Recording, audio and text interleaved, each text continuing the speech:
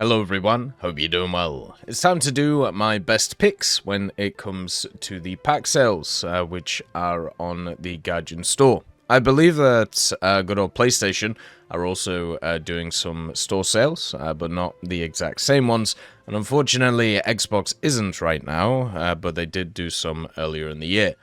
When it comes to these pack sales, one of the things I'm not going to cover is the beginners packs, because out of all of them, the beginners packs are the best value in the game. So instead of just going through each of them, it's always good to pick them up, especially if you're looking to get into a tech tree to start with. So make sure to check those out first before you have a look at anything else. Obviously, I have the partner link. It would be nice if you use it when make purchases, because obviously it supports the channel and supports the content that I make. And now, let's get into my picks for this set of sales. The first vehicle is the SOMUA SM. This is a heavy tank that is in the French tech tree. It isn't as good as it used to be, but it is still very powerful for the BR that it's at. The main attributes that this thing has to make it as powerful as it is the 100mm cannon, which is coupled with a very good APC-BC round and also a insane reload rate. The 100mm Oberster Rupture has very good penetration. You won't run into too many targets which you can't penetrate, and the only issue with this vehicle is because it's now at a BR, where you do run into, in up-tiers, a decent amount of stabilizers. And not every nation actually has a lot of vehicles at 6.7, or well, 7.0 and 7.3 specifically, so this thing can see a lot of 8.0, which it can deal with, but it's obviously not as good as it used to be when it used to bully lower BRs. The vehicle has 5 crew, so if your turret gets popped, you actually still survive, which is kind of nice. It has this drum set for its automatic loader of 8 pieces of ammunition. It does also have a loader to reload this, which helps it out quite a lot, and its survivability is very good,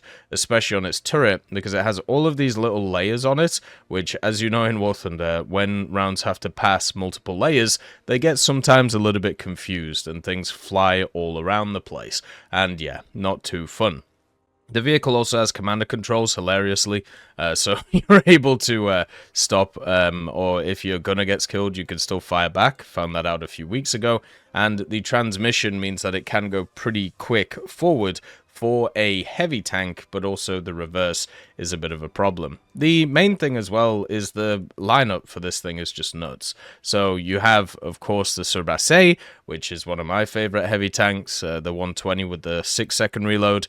You also have the AMX 1390, which is here, the AML 90, the Lorraine 40T, which is a fantastic vehicle, the AMX 50 TOA 100 as well, plus the EBR if you have it. It's just crazy as a lineup, and this all used to be lower BR, and it is no surprise to me that all of these vehicles went up. And also, if it's true about, you know, the Benelux stuff being added to this tech tree, means the SOMUA increases in value even more.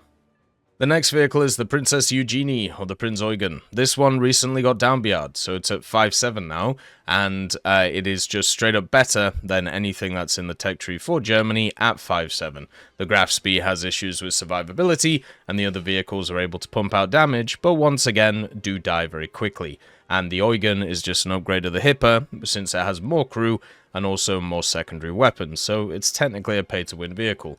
This vehicle has really good rewards on it, which is really nice for the vehicle. It has decent armor for the type of cruiser it has, but the main thing is that it can pump out pretty decent damage consistently with the 8 203mm cannons. You do have access to HE and also APC-BC with a very good penetrating round with decent explosive math afterwards, and also the SAP-BC, which will probably be the main round you use, with double the amount of explosive mass and also a decent amount of pen still. So this vehicle can penetrate all cruisers and do very good damage with them, and it has access to a crazy secondary set of armaments, including a lot of 40mm, a lot of 20s, and also 105s as well, which are on the side here, which can be dual purpose. You also have torpedoes on both sides, but I generally don't think the torpedoes are that useful, so I wouldn't really worry about those. The main thing is the survivability of this is higher than most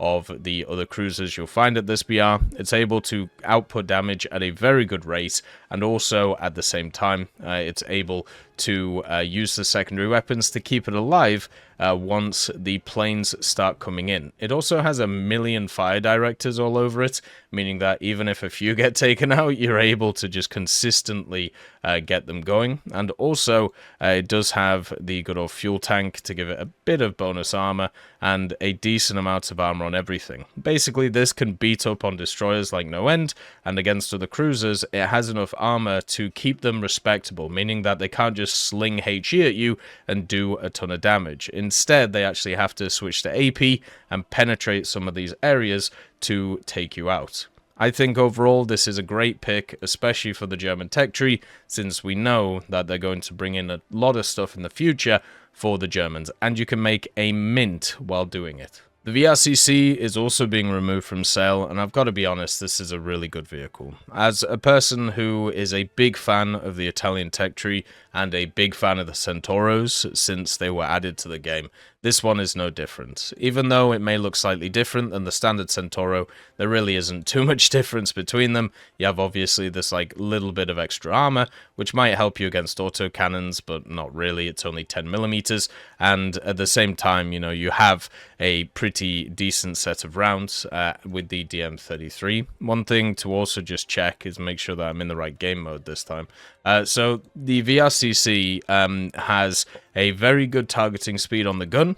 It has the standard 8.7 105mm reload. It has access to DM33, so you can pen whatever you want. And if you're not able to hit the weak spots, you can just scout everything with the scout UAV and also with the standard scouting, the LWSLR, to tell you when helicopters are targeting you or other things are targeting you, and then also the smoke grenades as well.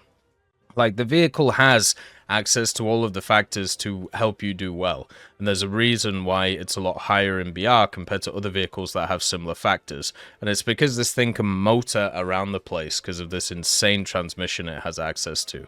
The survivability of this is not great, and that is one of its downsides, and at 9.7 you don't have a crazy lineup for the Italians. You know, you can bring along the Centauro, but the main lineups of this are at 9.0 specifically, and also 9.3, but at 9.7 you can still do a lot of work with the VRCC, and since the OF40 Mark II, the MTCA is not on sale since it's a GE vehicle, I'd say the VRCC is the way to go if you are looking to get into the tech tree. The Italian tech tree gets a lot of shtick, basically because of the fact its low tiers aren't very good, and you have to wait until the mid tiers to be good, and then the mid tiers, the lineups are all over the place, but once you get to higher BRs, it's really not too bad. 8.0's good, 9.0's good, 9.3's good, 9.7 is okay if you have the VRCC. And then 10.0 is also pretty good, but once you go above 10.3, then it becomes a bit of an issue. Luckily for the VRCC, you can use it to research everything in the tech tree apart from the Ariete AMV, which, let's be honest, you probably don't want to play anyway because of its current situation.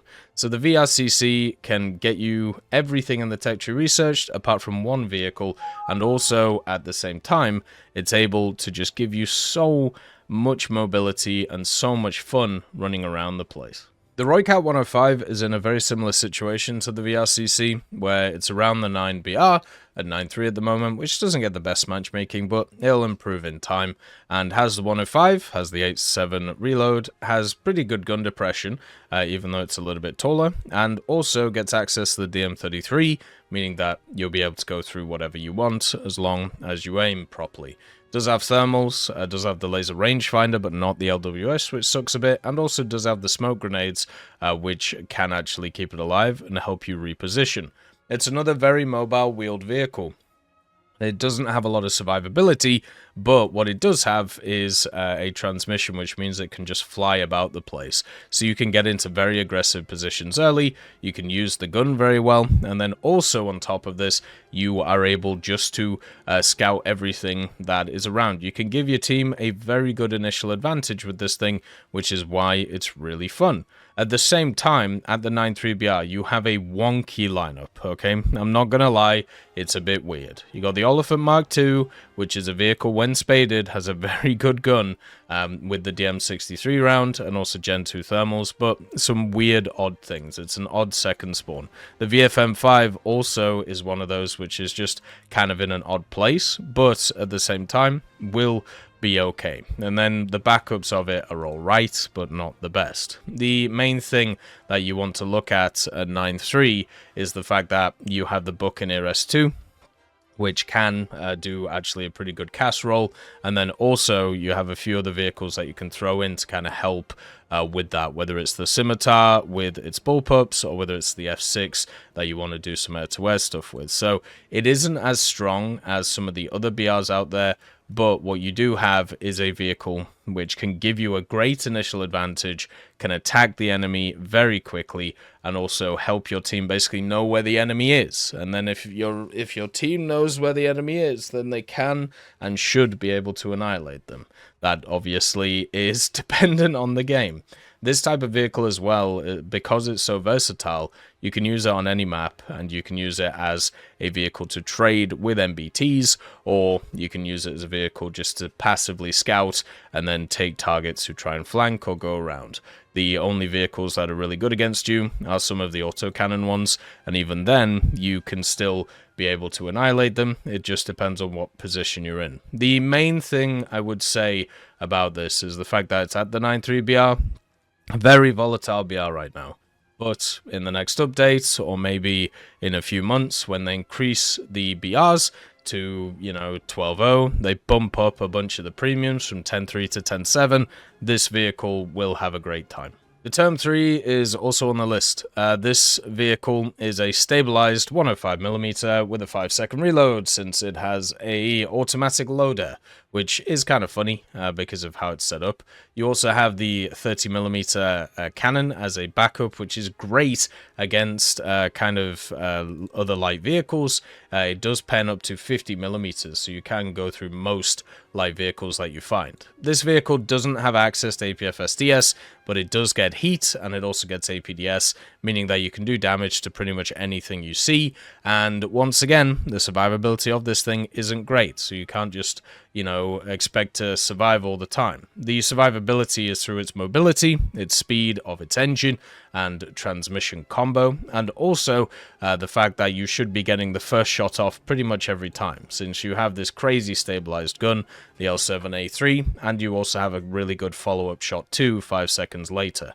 The gun depression is also insane, 12 degrees, which is something you hardly ever see with a vehicle, and also the actual interesting thing about it is, since this whole thing is an ammo rack, right, on this side, you can take about 20 rounds, and you just have this huge space where there's nothing in it. So you can actually bait people into shooting you, like in this position, and then fly around the corner and hammer them with the rest of it. It works incredibly well, which is quite fun. The vehicle itself is a great carry vehicle, and it works incredibly well in that aggressive role of pushing forward. The only problem is at 8.3, you don't have the strongest BRs. At 8.0, it's very strong, and at 8.7, it's not too bad, but the main BRs for Germany right now around these are 8.0 and also 9.3. You still do have an 8.3 lineup though, the M48 GA2, and also the Leopard as backup, and also I suppose the Rakuten if you want to bring that,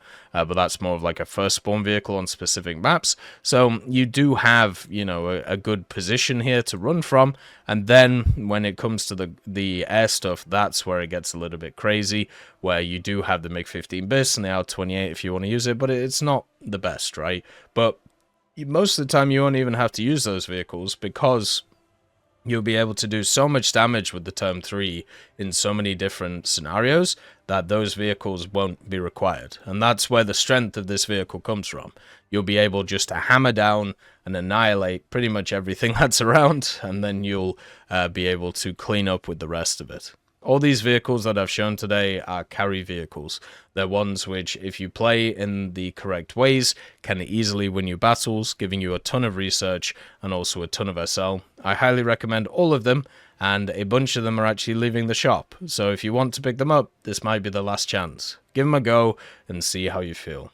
As always, I hope you have a wonderful day, and I'll see you next time.